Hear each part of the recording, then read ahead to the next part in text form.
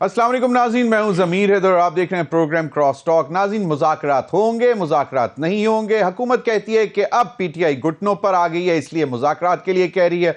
दूसरी जानिब से पीटीआई कहती है कि भाई हमने तो अभी तक फॉर्मली शुरू ही नहीं किया मुज़ाकरात। असद कैसर साहब की स्पीकर याद सादिक साहब से मुलाकात होती है, जिसको मुज़ाकरात का रंग दिया जाता है, वो भी डिनाई करते हैं। बैरिस्टर अली ज़फ़र साहब कहते हैं कि जनाब मुज़ाकरात होंगे और उसका एजेंडा जो है वो बानी पीटीआई इमरान खान साहब तय करेंगे। और दो शराइत उन्होंने वाज़े तौर पर सामने रख दी कि 24, 25, 26 नवंबर के एहतजाज पर जुडिशल कमीशन और जो इन दिनों में लोग पकड़े गए उनकी रिहाई, ये प्राइमरी शराइत हैं मुज़ाकरात की टेबल पर बैठने के लिए।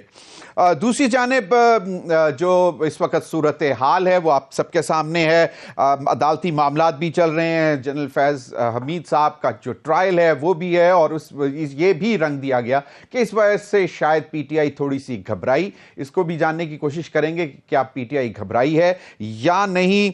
और बानी पीटीआई जेल से बैठकर अभी तक इस बात पर जोर दे रहे हैं कि सिविल डिसोबीडियंस की कॉल देनी चाहिए।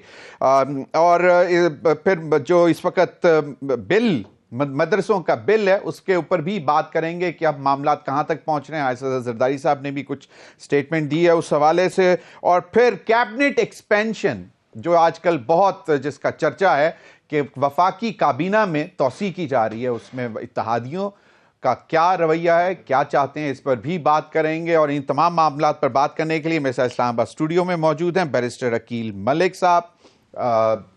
अभी तो एडवाइजर हैं ministry of law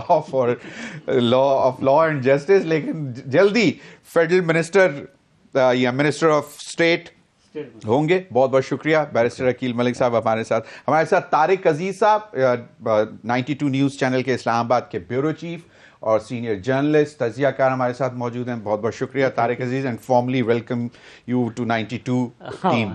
thank you sir. Aslam Ghauri साहब तर्जुमान JUIFA हमारे साथ मौजूद हैं और शौकत बसरा साहब सीनियर रहनुमा पाकिस्तान तहरीक इंसाफ, वो भी हमें ज्वाइन करेंगे। प्रोग्राम में आगाज में आप सबकी इजाजत से मैं चाहूंगा कि असद कैसर साहब ने क्या बात की वो जरा सुन लें। एक वजाहत मैं करना चाहता हूँ। कल सी मीडिया में चल रहा है कि कोई डायलॉग हो रही है, कोई मुज़ाकरात हो रही है और मेरा हवाला किया जा रहा है कि स्पीकर साहब के साथ मेरी इस किस्म की डिस्कशन हुई है। हमारी कोई डायलॉग, कोई मुज़ाकरात नहीं हुई। हाँ, हमने कमेटी जरूर बनाई है और वो कमेटी जब मुनासिब समझेगी और हुकूमत संजीदगी दिखाएगी तो फिर हम उसके हवाले से देखेंगे और हम अपने बानी चेयरमैन से बाकायदा इंस्ट्रक्शन लेंगे, तब कोई आगे बात होगी। तलाल चौधरी साहब, सेनेटर तलाल चौधरी साहब PMLN के क्या फरमा रही हैं, भी सुन लें। बात सजाओं तक पहुंची है तो घबरा गए। मैंने कहना था घबराना नहीं, घबरा गए ना, इसीलिए मुज़ाकरात की बात कर रहे हैं। ये झांसा है, ये झांसा है, झांसा। फैज हमीद को बचाने के लिए मुज़ाकरात का ढोंग रचाया जा रहा है। ओ भाई, ये तो पार्लियामेंट्री जाली है ना भाई, इससे किस बात के मुज़ाकरात। ओए, हम चोर और डाकू हैं, अब हम चोर और डाकू नहीं हैं। अब मुझे ये बताएं कि आप तो कहते थे हम चोरों से हाथ नहीं मिलाएंगे, क्या अब हम चोर नहीं रहे?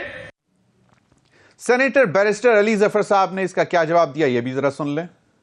कि मैं भी कल परसों का देख रहा हूँ कि इम्प्रेशन ये जा रहा है जिस तरह हम कोई दरख्वास्त कर रहे हैं कि हमारे साथ आके PTI के साथ आके मुज़ाकरात करें। और मेरी इमरान खान साहब से कल मुलाकात हुई और मैंने उनको ये पूछा तो बड़े गुस्से में थे और उन्होंने कहा कि ये कहाँ का ये मुज़ाकरात का ये तरीका नहीं होता। हम किसी से भीख नहीं मांग रहे, हम किसी से रिक्वेस्ट नहीं कर रहे मुज़ाकरात करें। हमने तो सिर्फ एक हमारे खिलाफ इल्ज़ाम ये लगाया जाता था कि आपने मुज़ाकरात या बातचीत के दरवाजे बंद किए हुए हैं, तो हमने सिर्फ वो दरवाजे खोले हैं। हम कोई किसी को रिक्वेस्ट नहीं कर रहे कि आप आके करें, बल्कि हमने तो शराइत दो लगाई हैं कि अगर आपने मुज़ाकरात करने हैं तो पहले ये दो शराइत पूरी करें हमारी, और अगर वो रिक्वेस्ट मानते हैं तो हमारे दरवाजे खुले हैं। जनाब बैरिस्टर अकील मलिक साहब, पहले आप लोग कहते थे कि जनाब ये हमसे मुज़ाकरात नहीं करना चाहते, कहीं और करना चाहते हैं, और अब वो मुज़ाकरात के लिए बाकायदा कमेटी बना देते हैं तो एकदम यलगार शुरू हो जाती है कि जी ये तो डर गए, ये तो फलां हो गया, उसको बचाने के लिए, ये करने के लिए। और इससे पहले हम पिछले 1 साल से गुफ्तगू कर रहे हैं 12 मरतबा आपके साथ भी कि सियासी इस्तेहकाम के लिए हमें चाहिए मुज़ाकरात इस वक्त। और जब एक तरफ से कोई थोड़ी सी भी कोशिश शुरू होती है तो दूसरी तरफ से फिर इस किस्म की स्टेटमेंट शुरू हो जाती है। क्या हाल है? बिस्मिल्लाहिर्रहमानिर्रहीम। ज़मीर साहब बहुत बहुत शुक्रिया। देखें, सबसे पहली बात है कि मुज़ाकरात अगर होने हैं तो वो गैर मशरूत होने हैं, किसी प्री कंडीशन के साथ नहीं हो सकते, एक्सेप्ट वन प्री कंडीशन, 9 मई पे माफ़ी, 9 मई पे नदामत, 9 मई पे शर्मिंदगी। और वो हमारी रिक्वायरमेंट नहीं है, वो कौम की रिक्वायरमेंट है। एंड आई थिंक अगर थोड़ा सा रिमोर्स शो करें तो मामलात काफ़ी आगे तक जो है पहुंच सकते हैं मज़ाकरात के अमल में। अभी फॉर्मलाइज और फॉर्मली चैनलाइज तो नहीं हुए मज़ाकरात, ना मज़ाकरात की कोई बातचीत शुरू हुई ऑफिशियली। ये मैं आपको ज़रूर बता सकता हूँ कि हमें जो सबसे बड़ा सीरियस कंसर्न है इस तमाम तर कमेटी की फॉर्मेशन के ऊपर एंड अदरवाइज़, और एकदम चेंज ऑफ हार्ट हुआ ओवरनाइट। क्या ऐसी चीज़ हो गई कि इनकी तबीयत में खातिर खा जो है तब्दीली आ चुकी है? ये कैसे मुमकिन है कि एकदम जो मैं ना मानूं की बात करते थे, जो कहते थे इनसे मुज़ाकरात नहीं करने, ये चोर हैं, ये डाकू हैं। तलाल चौधरी साहब ने बिल्कुल ठीक बात की कि हम पे ताना तो यही था ना, एलिगेशन यही थी, ये चोर हैं, ये डाकू हैं। ये शौकत बसर साहब भी आपके शो में, ये भी हमें कितनी दफ़ा ताने मारे इन्होंने कहा 47 की हुकूमत है, हम इस जाली ऐवान को नहीं मानते। अब इसी ऐवान से बातचीत खुशाइन बात है। देखें, हम वेलकम करते हैं इनकी टॉक्स को, लेकिन the point of concern that we have is who is going to guarantee for them कि मुज़ाकरात का अमल जब शुरू होगा, जब बातचीत होगी, चीज़ें तय पाएंगी, एग्रीमेंट होगा, तो उस पॉलिटिकल डिस्कोर्स या डायलॉग या डिस्कशन के थ्रू जो भी एक हतमी चीज़ सामने आती है उसको अमली जामा पहनाने का जब टाइम आएगा तो देन उससे ये पीछे नहीं हटेंगे। इस चीज की गारंटी कौन देगा? कि इमरान खान साहब जेल से बैठकर फिर कह रहे हैं कि नहीं सिविल डिसोबीडियंस की कॉल देनी चाहिए। यही तो बात मतलब है। ये तो उनकी तरफ से भी इस किस्म के मतलब हमें ये कंसर्न, पॉइंट ऑफ कंसर्न यही है कि हम इनकी इस ऑफर को सीरियसली नहीं ले रहे। एंड आई थिंक ऑब्वियसली इनका एक जो चेंज ऑफ हार्ट है या टोन या टेनर में जो तब्दीली आई है या जिस डिमीनर में तब्दीली आई है वो क्यों आई है, हम तो अभी फिल वक्त उसको एनालाइज कर रहे हैं कि क्या आखिर वजह बनी कि एकदम जो है वो 180 डिग्री टर्न ले लिया गया और मुज़ाकरात की जो है वो बाज़गश्त भी चल पड़ी और मुज़ाकरात के लिए कहा भी जा रहा है। तो हम मुज़ाकरात से, और कमेटी भी बना दी, हम मुज़ाकरात से पीछे नहीं हट रहे, बट हम थोड़ा सा उसको ना we have taken a step back, हम एनालाइज कर रहे हैं कि इसकी वजह क्या है। और अगर हम मुज़ाकरात का अमल शुरू करते हैं तो इस चीज़ की गारंटी कौन देगा कि ये हमारी इत्तलात ये थी कि हुकूमत ने बाकायदा कंसिडर करना शुरू कर दिया है कि हाँ मुज़ाकरात। Is that still the position? That is still the position, but at the same time जो मैंने आपसे गुजारिश की कि इसकी गारंटी कौन देगा कि कल कोई अपनी बात किए हुए बात से पीछे नहीं हटेंगे या यू टर्न नहीं लेंगे, क्योंकि सुबह एक बात होती है, रात को दूसरी होती है, मुलाकात के बाद एक बात होती है, मुलाकात के बाद दूसरी बात होती है, और इसी तरह देखें अब ये कह रहे हैं कि जी नहीं किसी ने करने तो करें। पहले हमारी शराइत ना तो आप सिविल नाफरमानी की तलवार लटका के हमें मजबूर कर सकते हैं मुज़ाकरात पे, नहीं आप ये जो प्री कंडीशंस आपने लगाई हैं और आपने कहा है कि जी 2 पॉइंट एजेंडा है, ये 2 पॉइंट एजेंडा नहीं, ऑल इनकम्पेंसिंग और on the broader and the wider end of the spectrum मुज़ाकरात की बातचीत टेबल पे बैठ जाए, उसके बाद देखेंगे ले दे क्या होता है। बिल्कुल बिल्कुल सही। मैं असलम गौरी साहब की तरफ जाना चाहूंगा। असलम गौरी साहब, मौलाना फजलुर रहमान साहब ने 26वीं आईनी तरमीम के हवाले से बड़ा पॉजिटिव रोल अदा किया, सबको बिठाया, पीटीआई को भी बिठाया, और अगले रोज हमें यह भी कहा जा रहा था कि अगर एक दफा फिर मौलाना फजलुर रहमान साहब को जो है, क्योंकि लेकिन अभी तो आपके अपने मसाइल शुरू हो गए हैं मदरसा बिल के हवाले से, वो एक है अपनी जगह है, लेकिन इन द लार्जर कॉन्टेक्स्ट अगर मौलाना साहब को दोबारा हुकूमत या पीटीआई चाहे कि जी मीडिएट या ब्रिज बीच में बने, तो वो क्या कुछ बेहतरी ला सकते हैं कि ये जो सख्त किस्म की लैंग्वेज है ये दोनों साइडों से भी अगर है तो उसको भी कम किया जाए? बिस्मिल्लाहिर्रहमानिर्रहीम, बहुत शुक्रिया आपने मुझे अपने प्रोग्राम में लिया। अरे भाई, बात ये है सिंपल सी कि पहली बात तो ये कि दोनों फ्रीक चाहते क्या हैं। अगर दोनों फ्रीक चाहेंगे तो फिर इंशाल्लाह हम रोल अदा कर सकते हैं। आपने देखा है 26वीं आईनी तरमीम में कितना बड़ा डेडलॉक था दोनों पार्टियों के दरमियान में, हुकूमत और पीटीआई के दरमियान में, और जिसको हमने ब्रिज का किरदार अदा किया और पीटीआई हमारे राब्ते में थी, बल्कि जो कुछ हमें ये देते थे हम पीटीआई के साथ फौरन मुशावरत करते थे। और आखिरी वक्त तक, इवन जिस वक्त मंजूर होने जा रही थी 26वीं तरमीम, उस वक्त तक पीटीआई और हम इकट्ठे खड़े हुए थे। गो के आखिरी में 1-2 चीजों पे उनको इख्तलाफात हुए। ओवरऑल सारी की सारी जो तरमीम है हम लोगों ने मिलकर तैयार की थी और बाहमी मुशावरत से तैयार की थी। तो अब डिपेंड करता है कि पीटीआई क्या चाहती है और डिपेंड करता है हुकूमत क्या चाहती है। दोनों तरफ के जो आपने चीजें सुनाई हैं मुझे, कौम को सुनाई है, तो दोनों तरफ ही नहीं चाह रहे मुज़ाकरात हो। ये तो माहौल ही नहीं है मुज़ाकरात का। मैं नहीं समझता हूँ जो तलाल साहब ने गुफ्तगू की है या दूसरी असद कैसर साहब ने की है, तो ये गुफ्तगू तो सुनने के बाद मुझे तो नजर नहीं आ रहा कहीं दूर दूर तक क्योंकि मुज़ाकरात वाला खेल हो रहा है और एक दूसरे को नीचा दिखाने की बातें हो रही हैं और इससे ज्यादा कुछ भी नहीं नजर आ रहा है मुझे। अलबत्ता जब ऐसा माहौल बनेगा तो आपको पता, जब मुज़ाकरात का माहौल बनता है, 26वीं आईनी तरमीम में मुज़ाकरात का माहौल बना था ना, इससे माहौल बनता है, फिर दोनों अफ्रीकान आगे बढ़ते हैं, हाथ मिलाते हैं। ठीक है, अगर उनको तीसरे आदमी की जरूरत है, हम हाजिर हैं। मुल्क और कौम के लिए हमेशा हमने कुर्बानियां दी हैं और हम मुल्क की बका के लिए, मुल्क की सालमियत के लिए हम हर सब कुछ करने के लिए तैयार है और जमहूरियत के लिए। लेकिन ये डिपेंड ये करता है कि दोनों अफ्रीक किस हद तक चाहते हैं।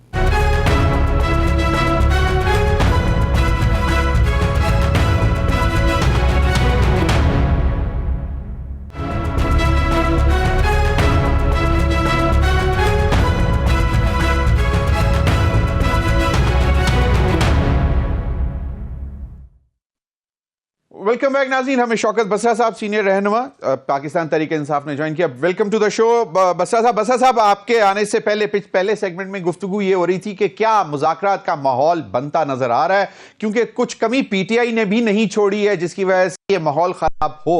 यकीनन हुकूमत के कुछ लोग बोल रहे हैं और सख्त लैंग्वेज इस्तेमाल कर रहे हैं, लेकिन शायद अभी भी अगर आप लोगों की तरफ से खामोशी हो, ठंड हो, तो वहां पर भी कुछ सैनिटी प्रिवेल कर जाएगी। क्या कहते हैं बसरा साहब? देखें, हमारा मौक़िफ़ तो डे वन से यही है कि मुज़ाकरात, जाहिर है कि आप जंग भी कर लें, जंगों के बाद भी मुज़ाकरात होते हैं, लेकिन मुज़ाकरात इस बात पर नहीं होते कि मौसम का क्या हाल है, बताएं कि आपकी सेहत तबीयत कैसी है, आजकल आप कौन से महकमे की वजारत आपके पास है, आप बताएं कि आपको कौन सा महकमा दे दें। तहरीक इंसाफ अगर कौमी हुकूमत का हिस्सा बनती है तो आपको कौन सी वजारतें चाहिए, कौन सी गवर्नरी चाहिए, इसके लिए तो इनसे मुज़ाकरात नहीं करने ना। अच्छा, ऐसी भी बात है, नेशनल गवर्नमेंट का भी कोई एजेंडे पे बात है गवर्नमेंट की तरफ से? Absolutely not, absolutely not. नहीं, मुज़ाकरात सिर्फ तीन में सुन ले। नहीं, मैं मान रहा हूं कि एब्सोल्युटली नॉट, लेकिन कहीं पे ये बाज़गश्त हो रही है ना, इसलिए मैं पूछ रहा हूं कि वाकई ऐसी कोई है? देखें, बाज़गश्त उनके पास हो रही है जिनके पास ना कोई इख्तियार है ना ताकत है। वो कहते हैं ना, हजारों ख्वाहिशें ऐसी कर ख्वाहिश पे दम निकले। जाहिर है, मैं आपको जो अर्ज करना चाहता हूं, हमने इनको एक बात कही है कि 3 नुकाती एजेंडा है। वो क्या है? 26वीं आईनी तरमीम की वापसी, उसके बाद हमारे जो बेगुनाह लोग 1 साल से ऊपर जेलों में पड़े हैं, इमरान खान साहब और दूसरे हमारे लोग, उनको रिहा करना, तीसरा हमारे मैंडेट की वापसी। इसके ऊपर हम इनसे बातचीत करने के लिए तैयार हैं, लेकिन इस पर बातचीत करने के लिए तैयार हैं या ये तीनों शराइत पहले कबूल हो उसके बाद बातचीत होगी? ये कंफ्यूजन है ना। जाहिर है हमारा ये एजेंडा है, हमने टेबल पे रखा है। पहले आप उन्हीं से सिर्फ मुज़ाकरात करना चाहते थे, अब आप इनसे भी मुज़ाकरात करना चाहते हैं। बात सुन ले, ये जो कमेटी बनाई है पीटीआई ने, वो किन से मुज़ाकरात करने के लिए? हुकूमती भाईजान, वो जाहिर है हम आपको कह रहे हैं कि speaker custodian of the house है, हम उनके पास गए हैं, हम उनसे हमने कहा है कि ये हमारी कमेटी बन चुकी है, सही, ये हमारा एजेंडा है, ठीक है, हम आपसे मुज़ाकरात करना चाहते हैं, लेकिन ये मुज़ाकरात ये नहीं, इनको हमने टाइम भी, डेडलाइन भी दी हुई है। इनके पास 15 या 16 तारीख तक टाइम है।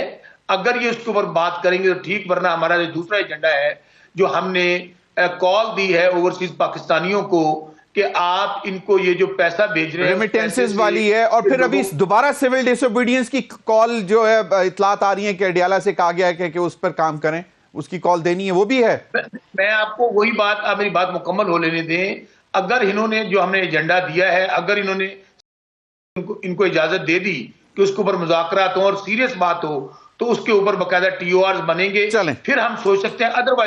अदरवाइज नहीं होगा। बैरिस्टर अकील मलिक साहब, 15-16 के बाद, 15-16 के बाद नहीं, वो ठीक है, ठीक, आपकी बात आ गई सर, आपने बता दिया ना कि 15-16 के बाद हमारा जो पहला जो अनाउंसमेंट्स हुई है उन पर हम बाकायदा काम करेंगे। बैरिस्टर अकील मलिक साहब, अब मामला ये हैं कि कहा यह जा रहा था कि ये जो जिस तरह पहले भी बात हुई कि जी मुज़ाकरात की तरफ इसलिए आए क्योंकि जनरल फैज़ हमीद के ऊपर जो है वो मिलिट्री कोर्ट्स, वो तो चल ही रहा है ना, उनके ऊपर तो चार्जशीट हो गई हुई है, तो अब वो कह रहे हैं कि जी क्लब होगा, क्योंकि जो प्रेस रिलीज आई थी उसमें बाकायदा May 9 का जिक्र है, और फिर जो अगर वो he was one of the planners और मास्टरमाइंड या जो भी हैं, तो जिनसे करवाया या जिसके थ्रू करवाया गया वो फिर वो क्लब होगा कि नहीं होगा, ये एक क्वेश्चन है। ठीक है, मामला अदालत में चल रहे हैं, लेकिन एक जनरली, क्योंकि you are a barrister as well, तो आपको क्या लगता है? देखिए ज़मीर साहब, आपके पहले सेगमेंट में मैंने जो बातें की, मेरे ख्याल से जो गुफ्तगू बसरा साहब ने की, वो तमाम तरफ वो हमारे खदशात तो फिर दुरुस्त है ना, उसमें तो कोई दो राय नहीं है। यहाँ पे तो फिर हमारी ज़बान में, लोकल में कहते हैं, फिर ना ही समझिए, मतलब फिर तो ना होने वाली बातें हैं ना, ये जो बातें जो कर रहे हैं कि 2 दिन बाद ये हो जाएगा and so on so fourth. जहाँ तक आपने मिलिट्री ट्रायल की बात की या मिलिट्री कोर्ट्स में ट्रायल की बात की, आज जो फैसला आया है खुशाइन फैसला है।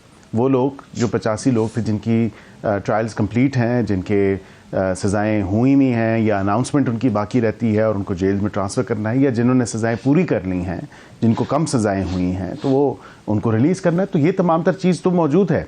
मैं समझता हूँ कि 26वीं आईनी तरमीम का पहला जो one of the first positive news जो आई हैं वो इस हवाले से कि केसेस लिंगर ऑन नहीं हो रहे, केसेस टेक अप हो रहे हैं, justice is seeing to be done. ये यहाँ पे बहुत इंपॉर्टेंट है कि आज की जो प्रोसीडिंग हुई, that's a very loud and clear message. ये तो वो लोग थे जो वहाँ से पकड़े गए, अब जिन्होंने प्लानिंग की, जो मास्टरमाइंड है, वो अपनी खैर मनाए, क्योंकि ये नहीं हो सकता कि इन लोगों को क्लब हो जाएगा मतलब मिलिट्री कोर्ट्स के अंदर। अब यहाँ पे आज के फैसले की रोशनी में तो मैं ये ज़रूर कह सकता हूँ कि a higher possibility and probability exists। इससे पहले जो था पॉसिबिलिटी थी, क्योंकि आइन और कानून आपको इजाज़त देता है। आज अदालत में भी यही बहस हुई।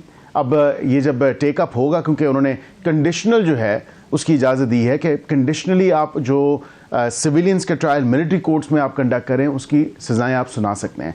फाइनल जो बात होगी वो बाद में होगी, क्योंकि मामला सब जुडिस है। बाकायदा you can actually approach high court and then it ultimately lands in the supreme court. वो तो बिल्कुल, लेकिन यहाँ पे जो आप सवाल कर रहे हैं उसका जवाब इन शॉर्ट ये है कि बिल्कुल the possibility and the probability exists. और May 9th का जिस तरह जिक्र आया, including but not limited to, including May 9th but not limited to, and उसके साथ बाकी भी चीज़ें और भी हैं इनकॉर्पोरेट हो। बिल्कुल, 26 नवंबर कह लें आप, उसके अलावा अक्टूबर की तारीख कह लें, जो इन्होंने जो कॉल्स दी हैं इस्लामाबाद में, जब आए हैं, जब इन्होंने एहतजाज या एहतजाज की आड़ में इंतशार फैलाने की कोशिश की, ऑल ऑफ दोज इवेंट्स वो बिल्कुल अनट्राइड नहीं जाएंगी, वो ट्राई होंगी। और ये अगर कोई समझ के बैठ गया है कि May 9th का उनसे अब कोई लेना देना नहीं है, ये जो मास्टरमाइंड है वो अपने कैफरे किरदार तक उनको पहुंचाया जाएगा, justice will be seen to be done. Quickly मैं जाना चाहता हूं असलम गौरी साहब की तरफ से, उनकी तरफ मुझे ज़रा क्विकली ये बताएं कि ये जो उनका मदरसा बिल के हवाले से है, वो भी आज बैरिस्टर कामरान मुर्जा साहब भी मिले हैं, लॉ मिनिस्टर से भी और अयाज सादिक साहब से भी। अब ये मुझे बताएं कि इसमें क्या ब्रेक थ्रू कोई, क्योंकि वो तो बड़ी सख्त लैंग्वेजेस आ रही हैं ना, वो तो कहते नहीं। देखें, मैं सबसे पहले बसात एहतराम ये कहूँगा, हमने बिल्कुल कोई गलत बयानी नहीं की, कोई झूठ नहीं बोला, कोई धोखे में नहीं रखा। मौलाना साहब हमारे इत्तेहादी रहे हैं, हमारे लिए इंतहाई काबिल एहतराम हैं। हम अभी भी हमारी कोशिश है कि इस जो डेडलॉक है या जो मिसअंडरस्टैंडिंग है और getting yourself lost in translation वाली सिचुएशन जो हुई, क्योंकि बहसीयत पार्लियामान हमने अपना काम पूरा किया, सेनेट से पास हुआ, नेशनल असेंबली से पास हुआ, और मौलाना साहब की कहने पे वो पास हुआ बिकॉज उनकी वोट्स मशरूत थी। कहते हैं कि उसके बाद फिर ऐवान सदर से वापस क्यों आया ना,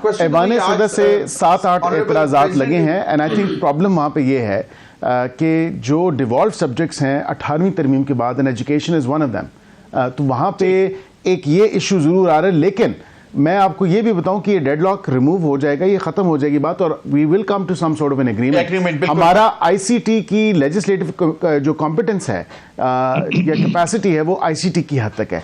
तो हो सकता है आईसीटी की हद तक हम मामला तय करें। असलम गौरी साहब, बाकी बातें तो अब होंगी, लेकिन अब आप मुझे बताएं कि अभी एज वी स्पीक मौलाना फजलुर रहमान साहब की वही स्टेटमेंट है कि जनाब हम फिर जो है वो दूसरा लाहे अमल इख्तियार करेंगे, या आप लोग अभी भी मुज़ाकरात कर रहे हैं, जिस तरह आज बैरिस्टर कामरान मुर्जा साहब भी मिले?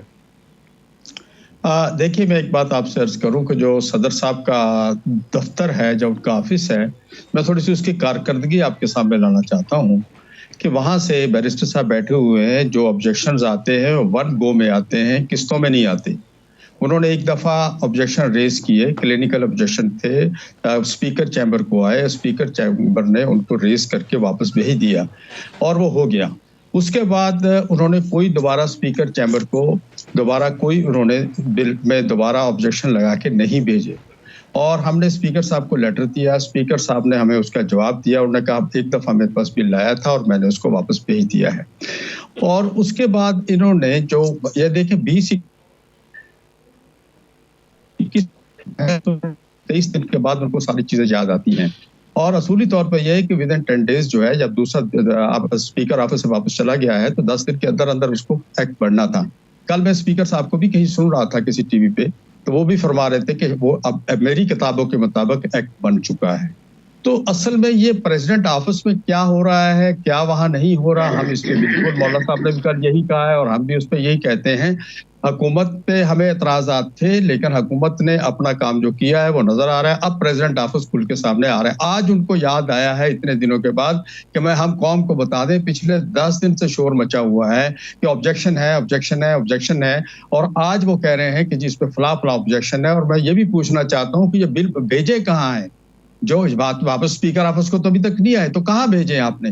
तो ये मैं समझ रहा हूँ कि ये प्रेसिडेंट ऑफिस में क्या हो रहा है, वहाँ किस किस्म के लोग बैठे हुए हैं, वहाँ क्या कोताहियां हैं। एक बात तो ये। दूसरी बात मैं थोड़ी सी आज आपके इस मौकर चैनल के जरिए मैं पूरी कौम को और खुसूसन बैरिस्टर अकील साहब को एक बात बताना चाहता हूँ कि यहाँ ये कह रहा है कि मदारस तालीमी अदारे हैं, उनको तालीम से मुंसलिक होना चाहिए। बिल्कुल होना चाहिए, मैं मानता हूँ।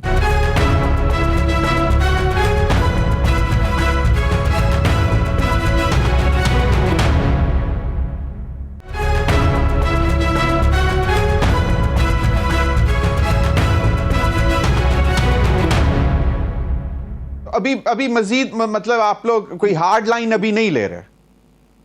देखिए हार्ड लाइन असल में देखें, इसमें हम जो है ना, हमारा इस हद तक इसमें किरदार है कि मेरी जमात के 45 लाख वर्कर जो हैं, जो इस वक्त इलेक्शन कमीशन में हमने रजिस्टर्ड कराए हैं 2024 में, जो हमारी रुकन साजी हुई उसके मुताबिक 45 लाख में से 25 लाख उलमाए किराम हैं। तो मैं स्टेक होल्डर हूँ पाकिस्तान में सबसे बड़ा उलमाए किराम का, पहली बात तो सही। लेकिन असल ये मसला चूंकि मदारस का है, तो इत्तेहाद तंजीमात मदारस जो है उसका इजलास 17 तारीख को होने जा रहा है। तो इत्तेहाद तंजीमात मदारस के हम जवाब का मुंतजर हैं, उसके बाद हम अपना लाए अमल का ऐलान करेंगे इंशाल्लाह। और यही हमने हुकूमत को भी मैसेज जो भेजा है, चल रहा है।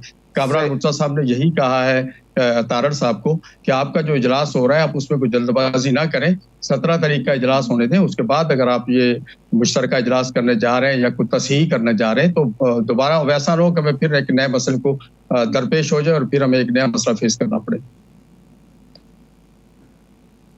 सही, बिल्कुल। तारिक अजीज साहब, अब आपको इस बात पे क्या लगता है कि ये जो मदरसा वाला इशू है, इस पर क्या कहीं पर कोई मतलब, क्योंकि लगता यह है कि शायद किसी भी तरह JUIF मानने को तैयार नहीं है।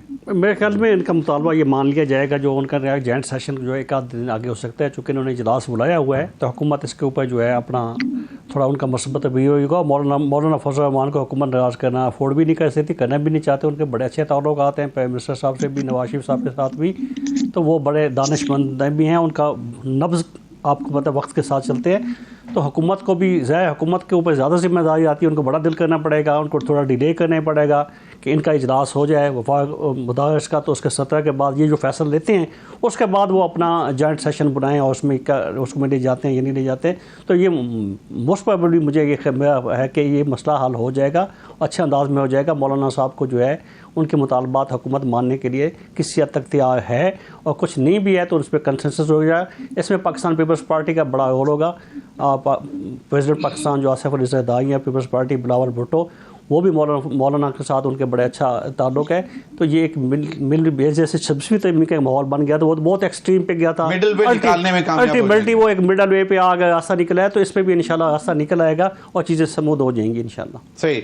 शौकत बसरा साहब, अब एक हमने भी देखा, सबने देखा, मैं पहले भी सवाल कर चुका हूं लेकिन उस वक्त आप नहीं थे, तो मैं चाहता हूं कि क्या चले ठीक है, बड़ी सख्त स्टेटमेंट्स आ रही हैं तमाम अतराफ से, आप लोगों की तरफ से भी, हुकूमत की तरफ से भी, लेकिन जिस तरह मौलाना फजल रहमान साहब ने 26वीं आईनी तरमीम में अपना किरदार अदा किया, चलें आप कम से कम उनके साथ बैठे तो सही, तो अगर इस किस्म का कोई ब्रिज आ जाए तो कम से कम मिनिमम एजेंडे पर बात तो शुरू की जा सकती है, या वो भी अभी आप लोग तैयार नहीं हैं? शुक्रिया कि मैंने सोचा कि शायद मुझे भूल गए कि मैं भी प्रोग्राम का हिस्सा हूँ। मेहरबानी आपकी, आपने मुझे सवाल कर लिया। नहीं, तारिक अजीज साहब भी बड़ी देर खामोश रहे हैं सर। एक तो आप लेट आए हैं, उसके बाद से सर जी मेहरबानी। हम तो पहले मजलूम हैं, चले आपने मजलूमों को मौका दिया बात करने का, आपकी मेहरबानी। अच्छा, गुजारिश ये है कि तहरीक इंसाफ, पहली बात आपको डे 1 से पता है कि हम ये समझते हैं कि ये फॉर्म 47 की जाली हुकूमत है, इनके पास कोई मैंडेट नहीं, अवाम ने इनको मुंतखब नहीं किया, इसलिए हम बार बार कह रहे थे कि इनसे मुज़ाकरात का फायदा नहीं है। तो आप जैसे दोस्त कहते थे कि मुज़ाकरात ही हल है। बिल्कुल बिल्कुल। मुज़ाकरात डायरेक्ट, बसरा साहब आप बड़े भाई हैं और दोस्त भी हैं और बड़े मेहरबान भी हैं। मैं असलम गौरी साहब एक कमेंट देना चाह रहे हैं सारी गुफ्तगू पर, अगर इजाजत दें तो मैं उनसे एक कमेंट ले लूं, तो फिर आपकी तरफ वापस आ रहा हूं। जी असलम गौरी साहब। प्लीज। मैं एक बात बताऊं, मैं हम चूंकि पुराने सियासी कारकुन हैं और हमेशा इत्तेहाद भी बनते रहे हैं, टूटते भी रहे हैं। एक इत्तेहाद के दरमियान में 2-3 जमातों के दरमियान कुछ इख्तलाफात पैदा हो गए, तो टीम तैयार की गई कि कौन सी टीम जाएगी और दूसरी टीम से बात करेगी। तो एक साथी ने बड़ी अच्छी बात की, उसने कहा जी अगर तो मामला बनाना है तो फलाफला को भेज दो, अगर मामला बिगाड़ना है तो फलाफला को भेज दो मुज़ाकरात के लिए। तो मैं समझता हूँ पीटीआई और हुकूमत को मामला बनाने वाले लोगों को सामने लाना चाहिए, मामला बिगाड़ने वालों को लाना नहीं चाहिए। और मुल्क को जरूरत नहीं है इस वक्त इंतशार की।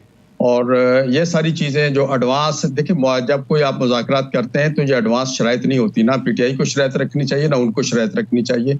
और ये सारी बातें मुज़ाकरात की टेबल पे हल होनी चाहिए और हो जाएंगी इंशाल्लाह, कोई ऐसा मसला नहीं है।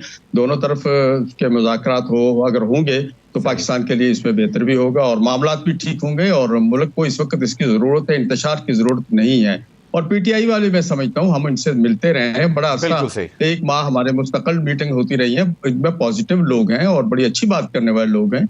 ऐसी बात नहीं है कि जज्बाती साथी हैं सारे।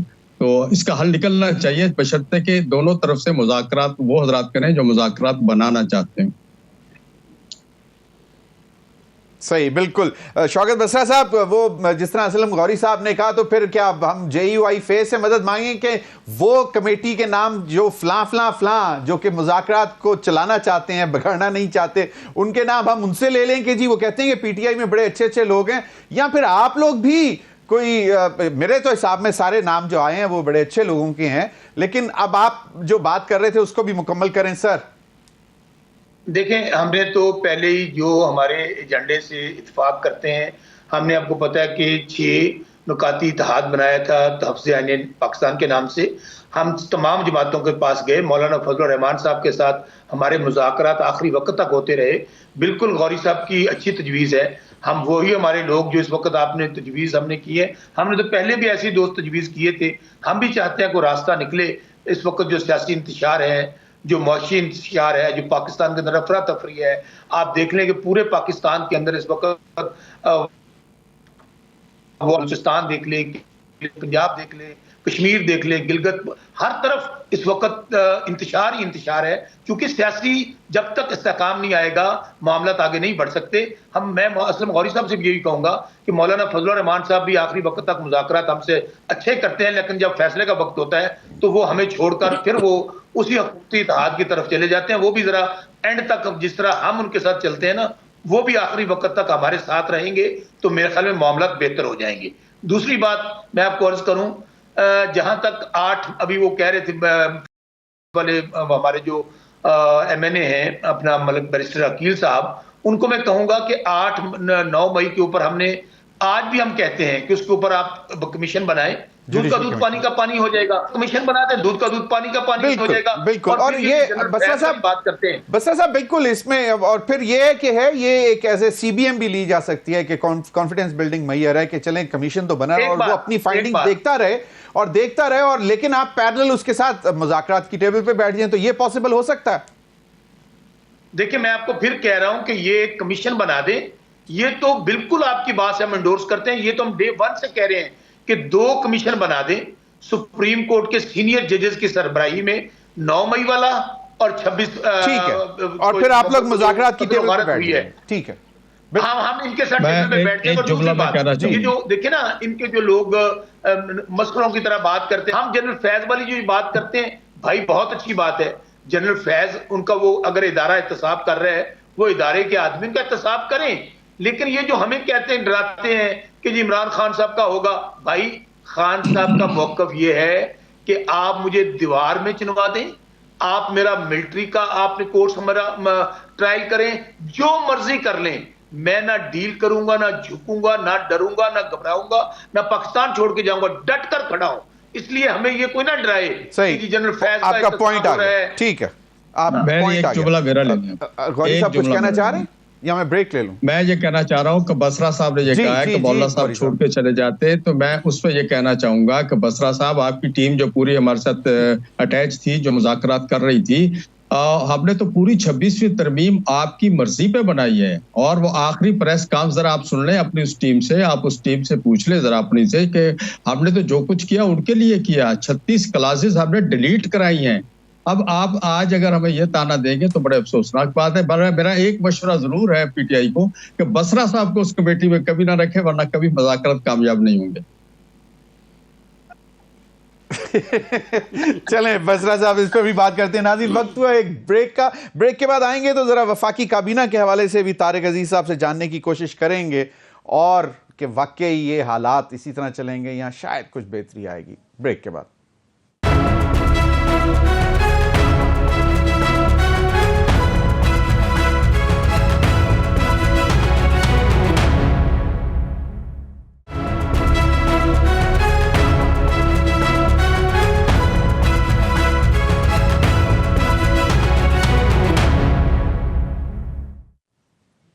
वेलकम बैक नाज़रीन, वक्त है एक्सक्लूसिव इंफॉर्मेशन आपके साथ शेयर करने का, और वो है वफाकी काबीना में तोसी के हवाले से। तारिक अजीज साहब, आपके पास बहुत बड़ी बड़ी खबरें हैं इस हवाले से। जी, पहली बात तो ये वफाकी काबीना की तोसी जजेस की तैनाती की बात होगी। जजेस की तैनाती किस 22 को होगी, मेरे ख्याल में तो एंड ऑफ दिसंबर या जनवरी के फर्स्ट वीक में वफाकी काबीना का जो ओथ होगा या तोसी होगी, जो भी होगा, इससे पहले नहीं है। पहले जजेस की तैनाती वाला मामला निपट जाएगा तो हो जाएगा, तो उसके बाद चूँकि काबीना के तोसी के ऊपर बड़े इख्तलाफात भी हैं, इत्तेहादी हैं, बाप पार्टी है, कौफ लीग है, MQM है, तो ये सब लोग अपना अपना हिस्सा भी मांग रहे हैं। तो अब गवर्नमेंट के पास स्पेस कितनी है, और ये भी है कि 5 वज़ारतें जो IMF के कहने के ऊपर ख़त्म की जा रही हैं, तो वो मिनिस्टर भी ऑलरेडी जो बैठे हुए हैं उनको भी कहाँ पे खपाया जाएगा, और नए भी आ रहे हैं। और PMLN भी एक बड़ी पार्टी है, उसमें भी फिर एक बड़ा कोटा है, KPK है, बलूचिस्तान है, पंजाब है, तो ये सब काफ़ी चीज़ें इसके ऊपर हैं। कोई चीदा नाम? हाँ, चीदा मैं बता दूँ। पिछले जो संडे को नवाज शरीफ साहब और मियाँ शहबाज शरीफ का डिनर था 1-to-1 अरेंजमेंट में, उनमें नाम फाइनल कर लिए गए हैं, उस मतलब कोई नहीं है। इत्तेहादी जमातों में इस्तेहकाम पार्टी है, तो उनका ओन चौधरी साहब को वहाँ पे एडवाइज़र बनाया जा सकता है, मोहम्मद खुर्शी बनाया जा सकता है, काफ लीग से तारिक बशीर चीमा साहब आ जाएंगे, MQM से जो है उनके मुस्तफ़ा कमाल साहब भी हैं, और बाकी वो ख्वाजा क्या हारून साहब हैं, तो ये वो उनसे नहीं। तो इस तरह से जो काफ लीग हो गए, बाप पार्टी से जो है सेनेट से भी लोग लेने लाजमी बात है। बाप पार्टी से मजरूर काकड़ साहब सेनेट से आ जाएंगे, उनका MNA चूँकि एक ही है, खालिद बख्शी साहब तो शायद बाप पार्टी से वो MNA वहाँ से आ जाएँ। तो ये इसके अंदर जो है मुस्लिम लीग नून के अंदर भी एक बड़ी लॉबिंग भी है। हर बंदा अपनी कोशिश करे, इस्लामाबाद का अपना है, पिंडी है, और फिर गुजरात में तो है ही नहीं इनका कोई बंदा, तो लाहौर से भी हो सकती हैं। 2 ख़वातीन का जिनका नाम अभी तक सामने नहीं आया, उसमें सबर सादिक हैं, एक वो तो लाहौर से हैं, अनुशा रहमान हैं, शैस्ता परवेज़ हैं, इनमें से कोई 2 खातून जो होंगी। मिनॉरिटी से भी एक मिनिस्टर लाजमी लिया जाना है, खेलदास कराची से हैं, तो वो कराची सिंध के कोटे से आ जाएंगे। एक सिंधु साहब फैसलाबाद से, शायद वो पंजाब से न हो तो सिंध से। डॉक्टर दर्शन भी सिंध से हैं, और उनको 4थी दफ़ा MNA हुए हैं, खेलदास साहब 2री दफ़ा हुए हैं। जैसे मिनॉरिटीज़ का एक बंदा भी लाजमी कन्फर्म है, और KPK से सरदार यूसुफ साहब सीनियर भी पार्लियामेंट्रियन है, और वो MNA भी ऐसे मतलब मुंतखब हो गए थे, तो उनके पास पहले भी वफाकी वज़ीर थे। तो KPK से सरदार यूसुफ से, इस्लामाबाद से डॉक्टर फजल चौधरी साहब हैं। तो KP से आप बता रहे थे, वो कौन सी है जो नई पार्टी बनी थी? जी, IPP, इस्तेहकाम पाकिस्तान पार्टी, उसके जी वहाँ पे अपना इस्तेहकाम पार्टी में तो ओन चौधरी साहब होंगे ना, और वो जो है परवेज़ खटक साहब पार्लियामेंटेरियन। अच्छा, हाँ, पाकिस्तान तरीके से पार्लियामेंटेरियन से उनका गच्चे वो सीट ही जीत सके, पार्लियामेंट में नहीं है, ताहम उन्होंने एक वक्त पे एक रोल अदा किया और पार्टी से हट के उन्होंने एक कोशिश की। तो वहाँ पे कुछ नाराजगियाँ नहीं होंगी कि परवेज़ खटक साहब को आगे परवेज़ खटक साहब को एडवाइज़र लेने का फैसला हो गया है, और वहाँ पे मुस्लिम लीग नून के MPA भी हैं, पार्लिमानी लीडर भी, अख्तियार वली साहब मौजूद हैं, उनकी सेम ही एक ही कॉन्स्टिट्यूंसी है, एक ही सिटी है, तो इसलिए वहाँ से अब परवेज़ खट्टर साहब होंगे तो इख्तियार वली साहब का चांस ख़त्म हो जाएगा। तो वैसे भी इख्तियार वली साहब, ये भी बता दूं कि अमीर मुकाम साहब ने बड़ा वाज़ेह तौर पे क़यादत को कह दिया था, अगर इख्तियार वली साहब काबीना में होंगे तो मैं नहीं बैठूंगा। अच्छा जी। ये इस हद तक, ये तो विद इन PMLN मामला हैं काफी। तो अब वो अमीर मुकाम साहब ने पहले कह दिया था इनको लेंगे तो फिर मैं नहीं बैठूंगा, तो अब तो परवेज़ खट्टर साहब का ऑलमोस्ट। लेकिन हमारे ज़राए ने बताया था कि मामला सेटल हो गए थे। इख्तियार वली साहब ने मतलब ने अपनी रिजर्वेशन, और उनकी एक ट्वीट बहुत मशहूर हुई थी, उसके बाद फिर उन्होंने दोबारा नहीं की और उनको कहा था कि आप सुकून करें, आपको वो बात ठीक है। लेकिन अभी जो डेवलपमेंट हुई है, मोहसिन नकवी साहब गए उनके घर, परवेज़ खट्टर साहब जाके मिले, उनको जो भी उनकी बातचीत होती है तो वही तय हुआ है कि अब वो एडवाइज़र होंगे, तो फिर वो चांस ख़त्म हो जाएगा। जनूबी पंजाब से अब्दुर्रहमान कांजू साहब हैं, उनका भी इशू है। वो कहते हैं जी मुझे स्टेट मिनिस्टर मैंने नहीं बनना, गवर्नमेंट उनको स्टेट मिनिस्टर बनाना चाहिए। सही, पहले भी दाखिला के स्टेट जी वो कहते हैं जी मैं थर्ड टाइम हुआ हूँ, तो पहले स्टेट मिनिस्टर था तो अब मुझे फेडरल मिनिस्टर होना चाहिए। फेडरल मिनिस्टर के लिए अभी तक हुकूमत के पास गुंजाइश नहीं है, उनका भी ये एक इशू है। ये तमाम इशू छोटे छोटे हैं। काफ लीग है, आज काफ लीग से तारिक बशीर चीमा साहब नाराज़ होकर बैठे हुए हैं। आपको पता है उन्हें असेंबली आती है ना, पार्टी मीटिंग इसीलिए नहीं आते। तो खैर वो उनका पार्टी का मामला, जो नाम पार्टी देगी तो आगे उसको लेके चलेंगे।